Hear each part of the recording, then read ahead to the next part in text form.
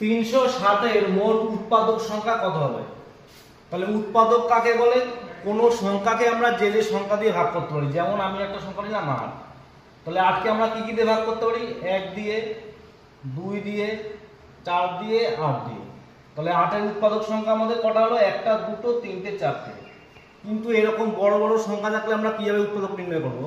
তাহলে দেখো আমাদের দেয়া ছিল 360, তাহলে 360 কে আমরা 2 দিয়ে ভাগ করি। প্রথম 180, 2 দিয়ে ভাগ করলে 90, 2 দিয়ে 45, 3 দিয়ে ভাগ করব 15, আর এখানে আমাদের 3 দিয়ে ভাগ করলে 5। তাহলে আমাদের এখানে দেখতে হবে 2 কতগুলো আছে। তাহলে 2 দেখো 1 টা 2 টো 3 টে, তাহলে আমরা লিখলাম 2 এর কিউব।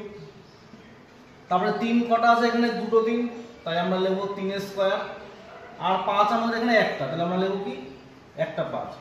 তাহলে আমাদের যে পাওয়ারের যেই সংখ্যাগুলো আসছে তার সাথে আমরা 1 যোগ করব। এই যে 1 যোগ করলাম, গুণ এখানে পাওয়ারে কি ছিল? 2, তার সাথে আমরা 1 যোগ করব। আর এখানে পাওয়ারে কত? 1, তার সাথে আমরা 1 যোগ করব। তাহলে আমাদের এখানে কত আসছে? 3 আর 1 এ 4, গুণ 3 গুণ 2, তাহলে আমাদের উত্তর আসছে কত? 24। তাহলে এই নিচের অঙ্কটা তোমরা কমেন্ট করে বলো কত উত্তর হবে।